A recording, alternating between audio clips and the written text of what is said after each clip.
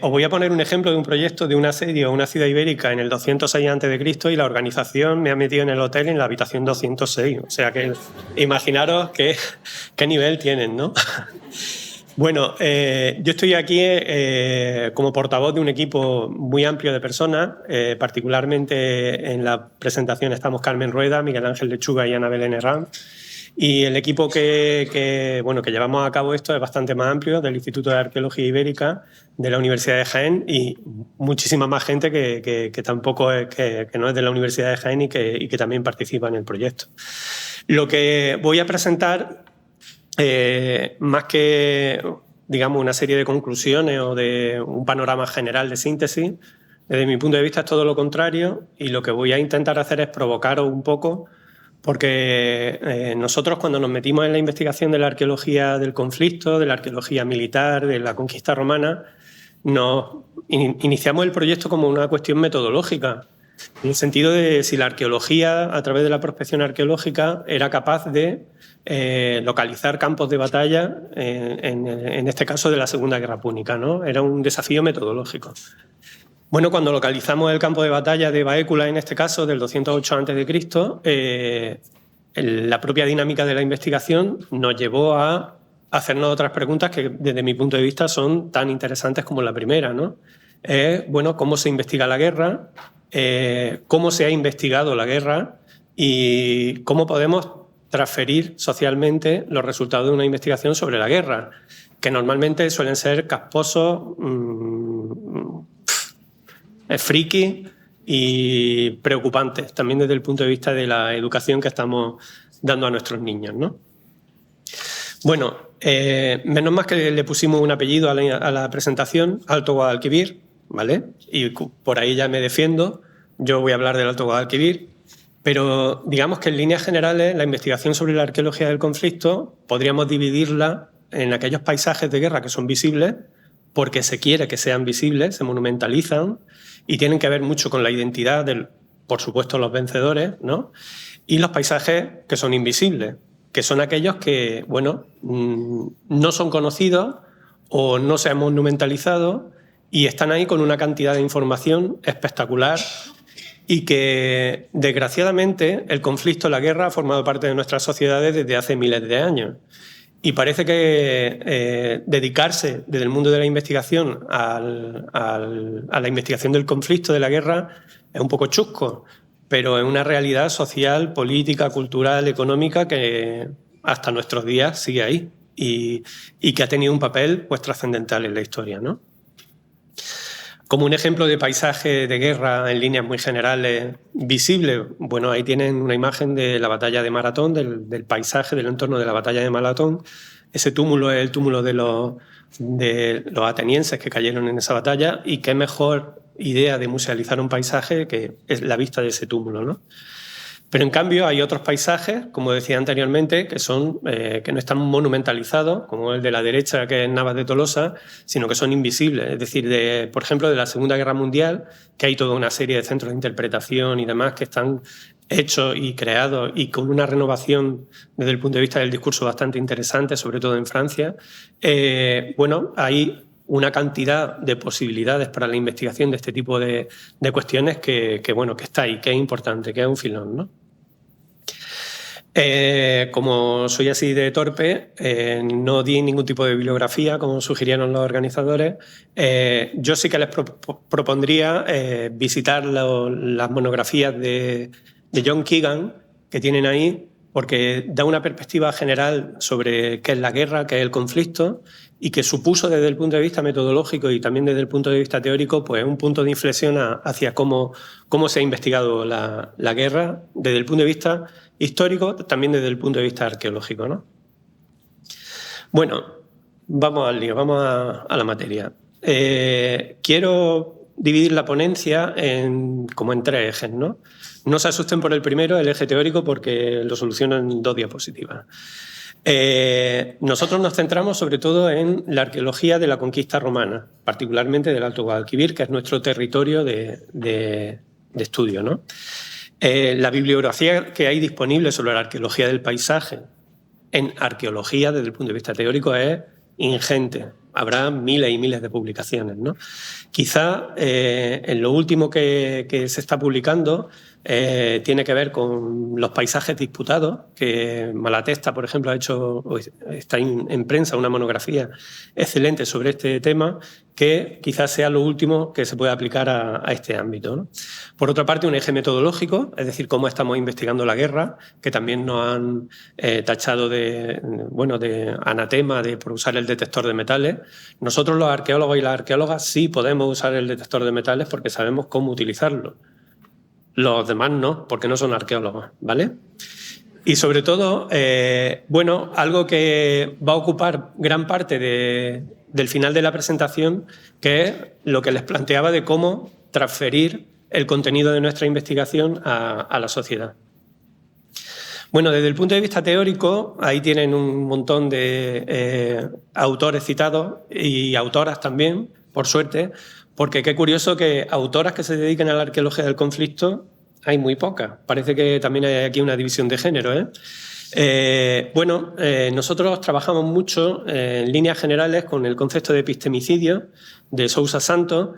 Nos gusta mucho también la propuesta que hizo Francisco Gracia de la Universidad de Barcelona en 2016 sobre la necesidad de aplicar un análisis profundo hacia lo que significó la guerra en las sociedades protohistóricas. Hay otra serie de autores que están ahí citados y que yo particularmente me centraría en la última línea, que hay nuevas propuestas sobre la conquista romana que se alejan mucho de esa imagen que tenían los Monty Python en La vida de Brian, de que los romanos vienen a civilizarnos, ¿vale? Y que hablan pues de genocidio, hablan de masacres y hablan de una revisita o un balance o un rebalance de lo que supuso la conquista romana, no solo en la península ibérica, sino en todo el Mediterráneo.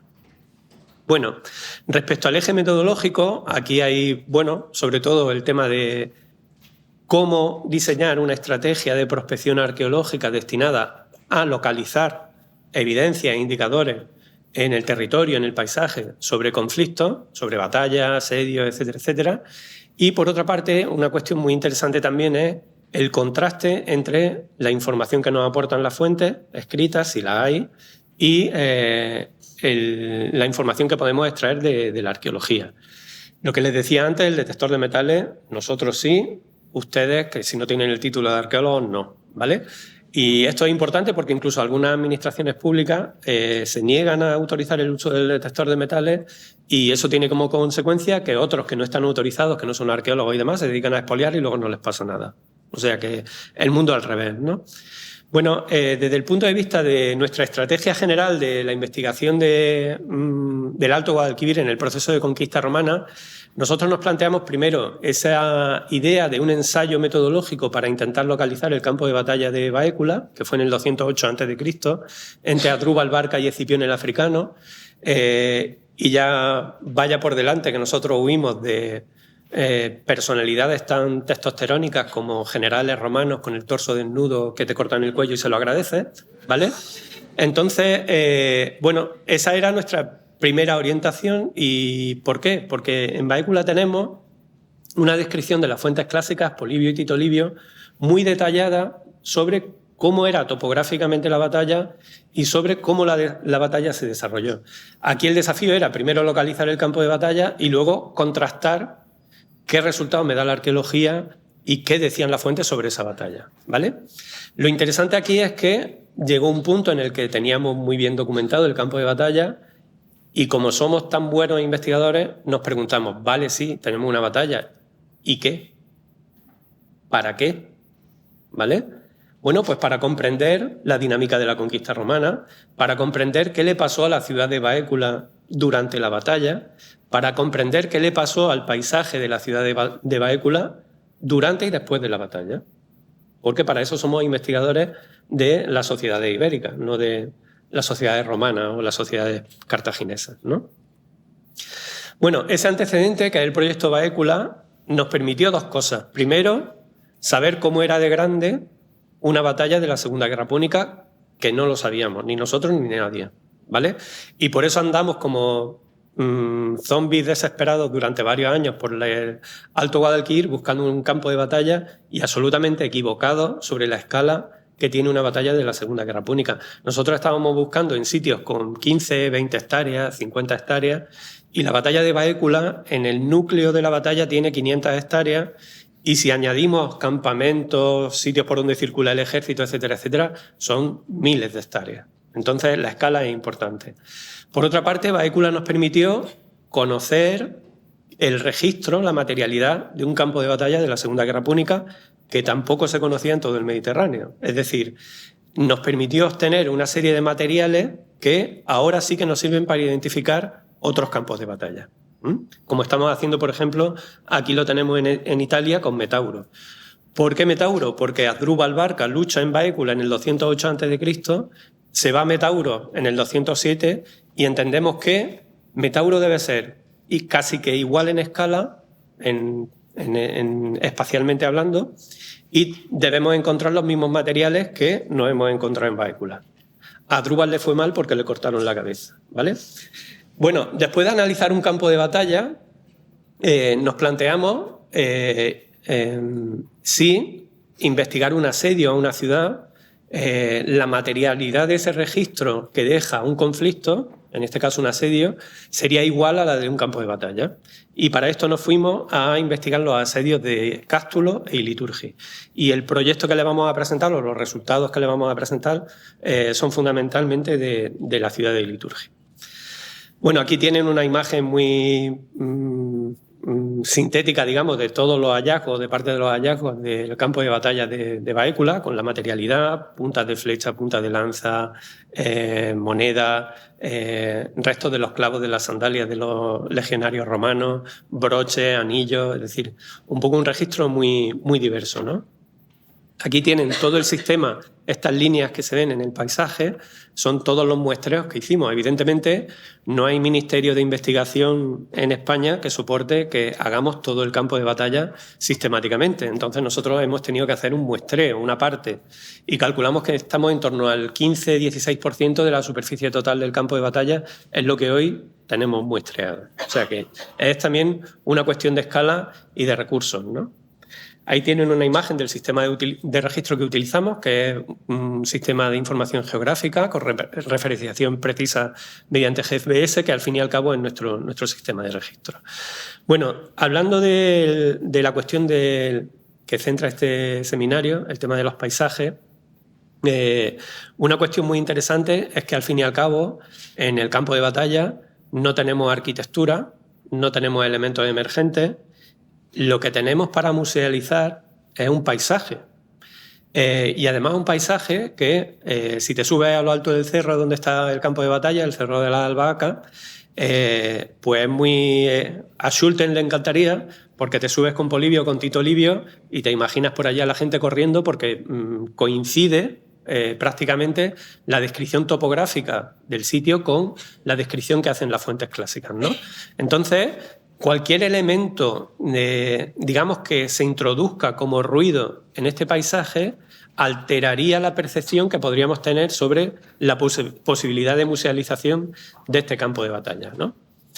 Entendemos también, desde el punto de vista conceptual de gestión de esto, que coincidiríamos o nos alinearíamos con el concepto de paisaje asociativo. Es decir, aquel que tiene que ver más con algo inmaterial, puesto que no tenemos arquitectura, ¿vale?, en el sitio, y con un tema identitario, que es el que nosotros, al fin y al cabo, con nuestra investigación, estamos implementando, pero no sin problemas como vamos a ver, ¿no? Bueno, según la Convención Europea del Paisaje, nos toca, como equipo de investigación, sensibilizar a la sociedad, lo estamos haciendo, formar especialistas. Esta mañana se hablaba del problema de los centros de interpretación, que yo a mis alumnos y alumnas les digo que son la plaga del siglo XX. No hay alcalde que no quiera un campo de fútbol y un centro de interpretación. Y nos gastamos dinero público en hacer un centro de interpretación sobre el Imperio Romano en una localidad de 500 habitantes. No sé qué esperanzas tenemos de que alguien se despierte por la mañana en París y diga voy a ver ese centro de interpretación, ¿no? Es decir, que esta política de gestión realmente tiene sus carencias, ¿no? Bueno, la importancia de identificar sus propios paisajes por parte de las comunidades, es decir, ¿qué ha pasado a nivel local en la localidad donde hemos localizado, valga la redundancia, la batalla de Baécula? Pues que ahora las calles se han transformado, Avenida de la Batalla de Baécula, calle de Tito Livio, calle de Polibio, calle del arqueólogo Arturo Ruiz. Hacen murales enormes que nosotros no podemos controlar y cometen barbaridades desde el punto de vista histórico, dibujando o representando legionarios del siglo IV después de Cristo con la batalla de Baécula, pues no es una barbaridad. Esculturas de Escipión el africano porque ellos quieren, que les propusimos que las pusieran lejos, pero no, ahí están, ¿no? Y es esta mentalidad un poco estereotipada de la que luego hablaré, sobre lo que significa una batalla y un escenario de guerra para el público en general, ¿no? Bueno, dentro de ese segundo itinerario de identificar asedios de la Segunda Guerra Púnica y contrastarlos, compararlos con la batalla, los campos de batalla, dirigimos nuestro ojo de Sauron a Iliturgi, que es una ciudad ibera que está en Mengíbar, prácticamente en el centro de la provincia de Jaén. Y bueno, las fuentes también son muy elocuentes, describen muy bien el asedio. Y aquí, pues ya les adelanto que también lo que dice Tito Livio sobre el asedio de Iliturgi, arqueológicamente se comprueba, es decir, tenemos un asedio desde el punto de vista arqueológico, pero tenemos muchísimas más cosas que las fuentes no transmiten. Y que evidentemente ahí es donde la arqueología pues, recupera el protagonismo de la información que se puede aportar, ¿no? Bueno, Iliturgi es un sitio conocido ya por la historiografía, por la investigación. Hay distintos episodios bélicos en la ciudad entre el 215 y el 206 a.C. Eso también es un reto desde el punto de vista metodológico, porque ¿cómo distinguimos arqueológicamente una pieza que nos encontramos en prospección o incluso en estratigrafía si pertenece al asedio del 215 o si pertenece al asedio del 206? No hay termoluminiscencia que aguante eso, ¿vale? Entonces, debe ser la investigación arqueológica muy detallada, muy cuidada, una observación estratigráfica muy exhaustiva la que nos permita separar capas de la historia del sitio que son muy digamos que microestratigráficas, ¿no? Bueno, aquí está un diagrama sobre la metodología que hemos utilizado, muy interdisciplinar. Hemos utilizado también muchísimas herramientas de teledetección, de LIDAR, que precisamente fueron las que nos permitió, entre otras cosas, localizar el sitio. Aquí abajo se ve muy bien. Nosotros, en principio, íbamos a investigar esta zona de aquí, que es donde está la ciudad romana de Iliturgi. Nuestro proyecto iba orientado a ese sitio, pero analizando la fotografía aérea histórica nos dimos cuenta de que justo enfrente, a la otra orilla del río, estaba esta anomalía que se ve aquí, y que, bueno, en principio, inicialmente interpretamos como una posible guarnición militar romana o cartaginesa que estuviera enfrente a la ciudad, y que finalmente lo que sucede es que la ciudad ibérica se encontraba en este lado del río y que posteriormente, un siglo casi después de la destrucción de la ciudad ibérica, se crea una ciudad romana al otro lado del río, ¿no? Bueno, aquí está el tema de la metodología, del uso de fotografía aérea, del análisis del relieve, de la restitución del relieve antiguo a través de la comparación del uso de fotografía aérea histórica, el uso, como hicimos en Baécula, también de microprospección, es decir, pasar el detector de metales intensivamente, cuadrícula por cuadrícula, cada unidad de muestreo de 10 por 10 metros, con lo cual, desde el punto de vista estadístico, la información que tenemos es muy válida. El uso de muestreos geofísicos con georradar, con tomografía geoeléctrica, ya nos permite, sin necesidad de excavar, tener una idea de la trama urbana de esta ciudad y, bueno, aparte de ya sacar unas conclusiones desde el punto de vista urbanístico, planificar intervenciones a futuro, ¿no? Por ejemplo, también nos planteábamos qué hacemos con Iliturgi, con este proyecto de investigación, después de haber investigado su asedio. Bueno, su vecino más próximo, más cercano, es Puente Tabla, un oppidum muy conocido, muy excavado, que tiene 5 hectáreas de superficie y Liturgi tiene 14 hectáreas. Y de Puente Tabla sabemos muy bien qué estructura urbana tiene, cómo se distribuyen los espacios, dónde está el palacio, dónde están los santuarios. Ahora nos planteamos, como otra parte del proyecto de investigación, comparar si Liturgi tiene esa distribución urbana también, si también tiene un santuario en el acceso al sitio. Es decir, que se plantean más preguntas y bastante interesantes sobre el mismo. Ahí tienen una imagen del trazado de la fortificación. Nosotros estamos interviniendo en esta zona de aquí por varias cuestiones, entre otras cuestiones. Una muy importante es que la ha comprado el ayuntamiento, evidentemente, y otra porque esa zona está expuesta a la autovía, a la A44, sentido Madrid, ¿vale? Entonces, ahora que estamos excavando la muralla, desde la autovía se ve perfectamente la muralla como un elemento monumental muy perceptible, que evidentemente es un reclamo para potenciar su visita. Pero yo estoy en línea con lo que se ha dicho aquí esta mañana. Nosotros siempre que hemos tratado con el ayuntamiento este proceso de investigación, siempre le hemos quitado la cabeza que piensen en gentrificar el pueblo. Que no lo hagan porque vengan turistas, porque vengan masivamente gente a visitar el sitio, que también, y ya veremos, sino que lo hagan como algo para ellos, como algo para su disfrute y como algo desde un punto de vista identitario, local, fundamentalmente para ellos, ¿no? Bueno, aquí tienen alguna imagen de la excavación que ha ratificado que el sitio fue destruido intencionalmente. En las calles nos encontramos restos de proyectiles, de moneda, nos encontramos en el entorno de muralla los restos evidentes de la destrucción intencional de la muralla, el saqueo del sitio, que nos dicen las fuentes, ¿no?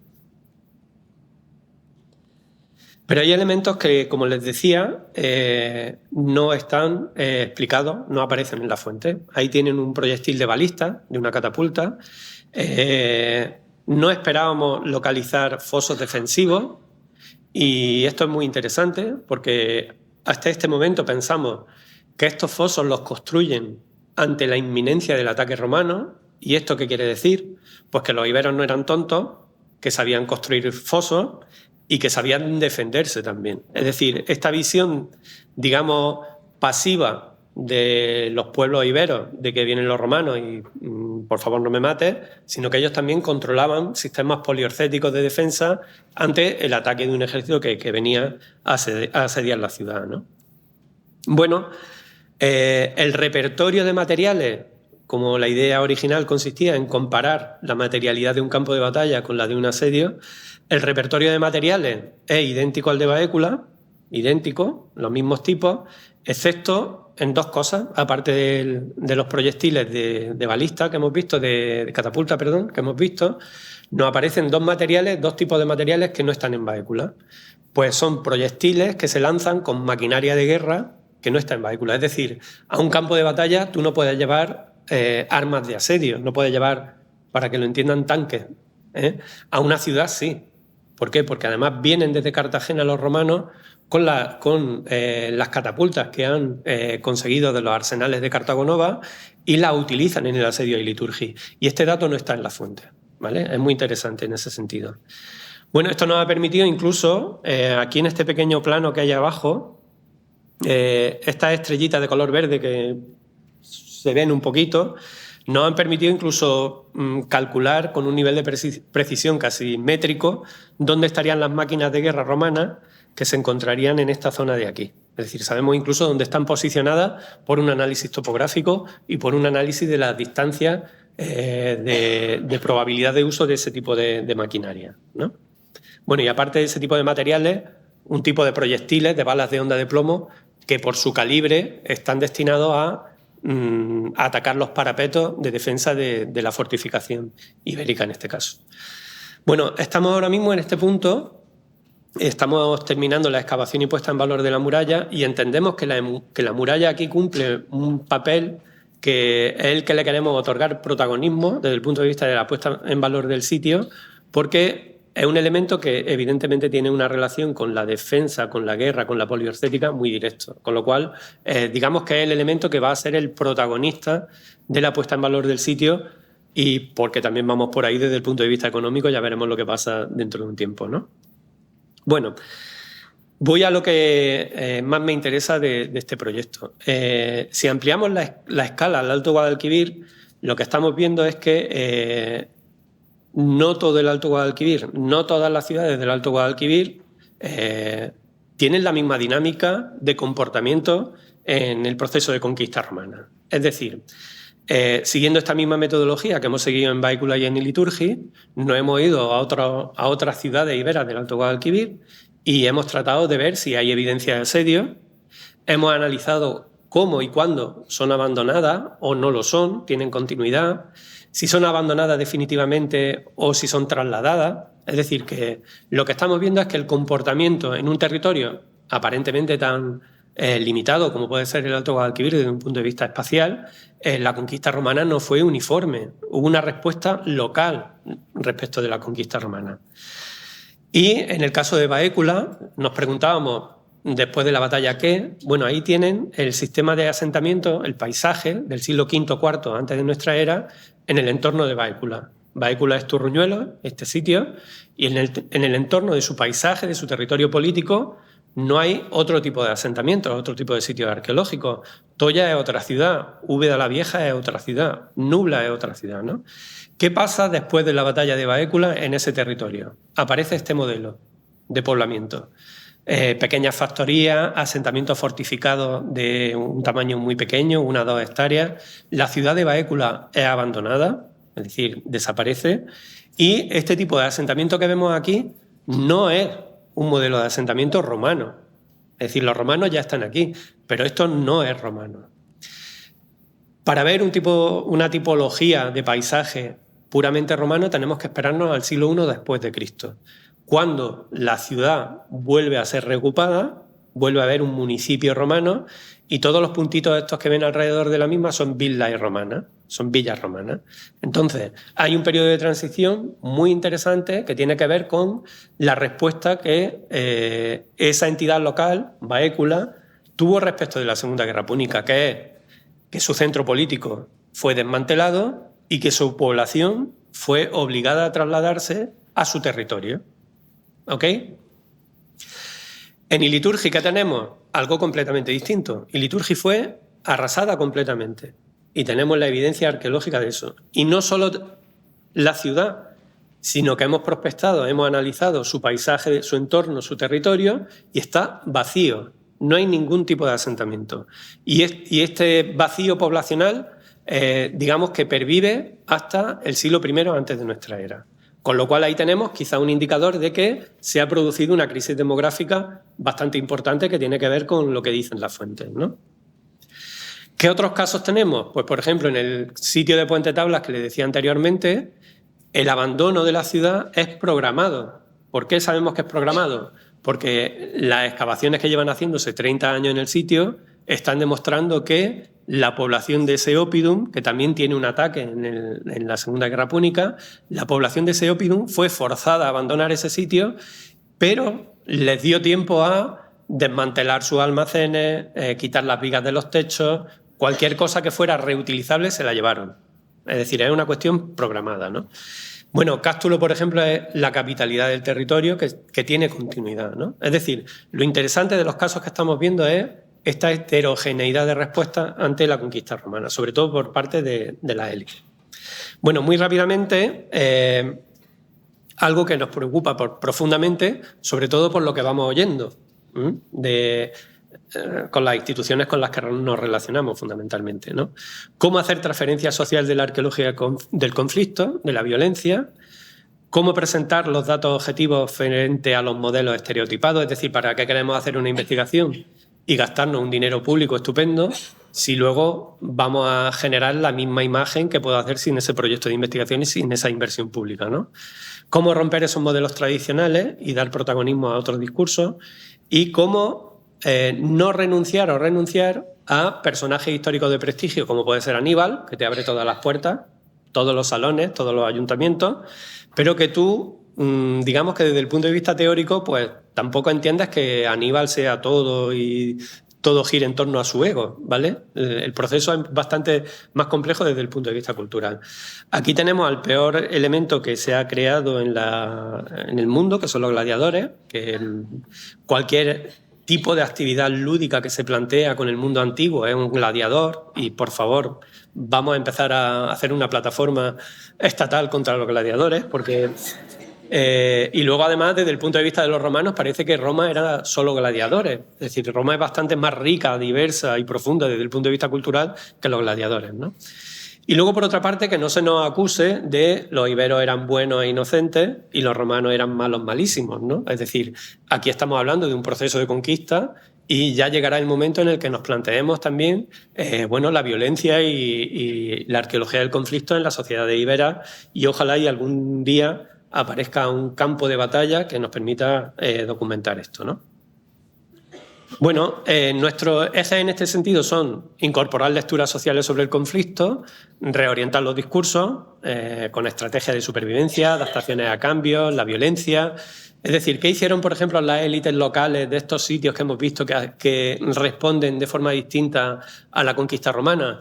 Pues en unos casos someterse, en otros resistirse, en otros pactar. Es decir, esto es lo interesante de estos periodos de transición, ¿no? Crear canales de empatía con la actualidad, es decir, utilizar nuestro presente para empatizar con lo que estamos intentando transmitir sobre nuestro pasado, ¿no? Y bueno, sobre la actualidad de esto, pues una tontería hablar de esto, ¿no? Bueno, esta es una imagen de cómo hemos representado ese abandono de la ciudad de Baécula. ¿Quién es el protagonista? Pues no es Escipión. Es una señora, ¿vale? Y esto parece súper normal, pero en este mundo es muy raro. De hecho, bueno, es que no puedo decir nombres. A ver, en uno de los sitios que hemos trabajado no ha habido ningún tipo de resistencia, digamos, a que apliquemos nuestro discurso. En cambio, en otro nos han dicho, yo no voy a permitir que una vieja cuente la batalla de Baécula. ¿Qué queremos? Pues queremos que Escipión, con el torso desnudo, cuente la batalla de Baécula, ¿vale? Y nosotros a eso nos oponemos desde el punto de vista ético del todo, ¿no? Bueno, en este gráfico de Iñaki Diegues hemos utilizado pues, ese juego de pasado-presente con la actualidad, ¿no? Bueno, en el caso de Iliturgia un poco hemos construido la casa por el tejado porque... hemos tenido la suerte también, desde que prácticamente el primer año que empezamos a investigar nos encontramos con la huella del asedio a la ciudad, y la oportunidad de una subvención para construir un centro de interpretación pues estaba ahí, ¿no?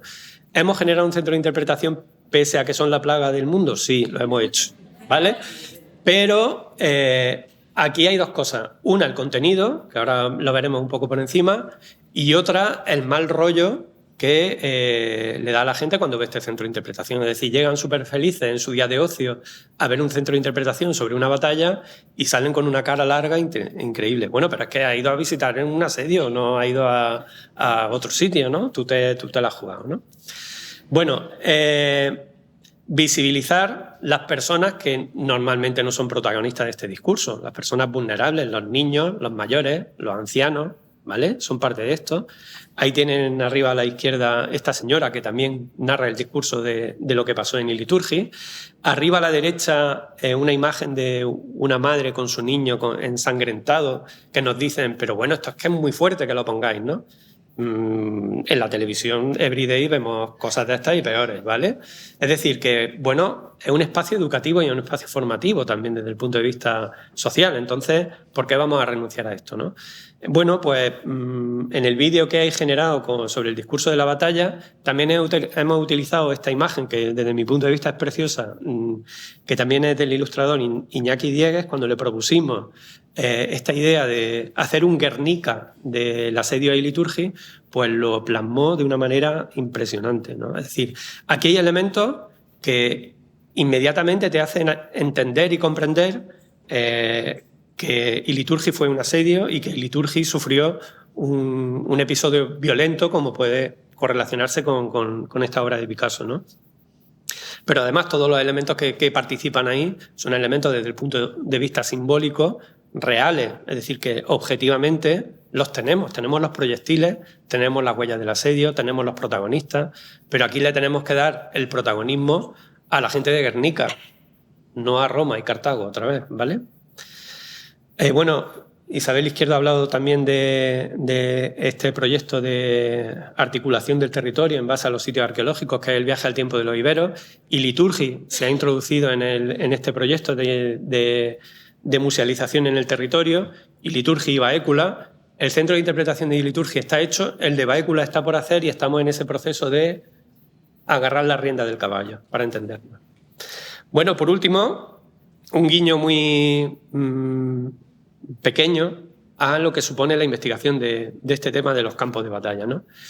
Porque es una cuestión también identitaria. Pues, por ejemplo, cuando descubrimos el campo de batalla de Baécula, el ayuntamiento de Bailén, que es donde hasta entonces se suponía que estaba la batalla de Baécula, pues nos declaró malvados hijos de la mala patria que nos habéis quitado la batalla de Baécula, ¿vale?